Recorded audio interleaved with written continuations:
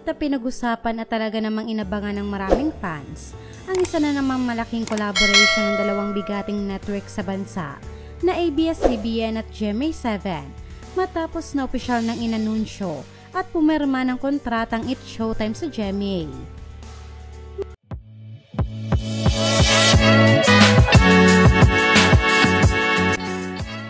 Marami ang hindi makapaniwala, ngunit masaya sa malaking plot twist na ito at suportado ito ng mga fans ng dalawang network. Gayunpaman, hindi na iwasang bigyang pansin ng ilan ang ingranding entrance ng mga host ng It's Showtime sa red carpet ng GMA dahil tila raw hindi naging fair ang management kay Karil matapos na hindi tumabigyan ng solo moment sa red carpet bilang isa din naman muna ito sa matagal ng host ng nasabing show. Hindi rin naiwasan ng ilan na ikumpara si Karil kay Kim Chiu dahil ito pa umanong panglima sa mga solong naglakad sa red carpet na kung iisipin daw ay mas matagal pa si Karil dito na naging parte ng mga main host ng It's Showtime at hindi daw dapat naging basehan kung gaano ito kasikat bilang artista. Huli kasing naglakad sa red carpet ang main host na si Vice Ganda kung saan sinundan niya si Ann Curtis, si Bong, si Jong at 5 sa panghuli nga si Kim. Samantalang ang iba ay naglakad na may kasamang ibang host katulad nga ni Karil na kasamang naglakad si Chang Ami.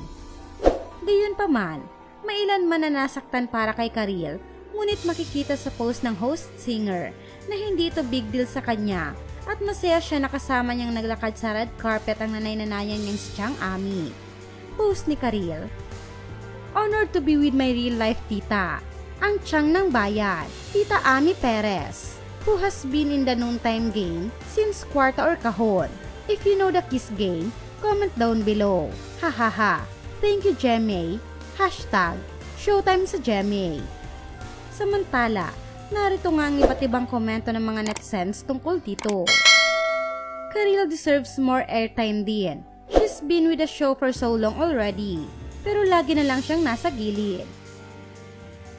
I need an explanation. Why ganun ang entrance treatment for Karil and Chang Ami? Sorry ha, tagal na nila sa Showtime. May not be the funny side of the hosts, but definitely the brain or heart side. Royalty tas ganyan ang treatment. Nakakagigil po. I just wanna say na sana there's something special din for Karil. I am not against to your celebrations. But of course we want the best for that girl. We want something for her. Kasi hindi naman yan baguhan sa show na yan. Karil deserves more than that. I get that Kim is bigger celebrity compared to Karil. But on its Showtime, I believe Key deserves the bigger spot than Kim.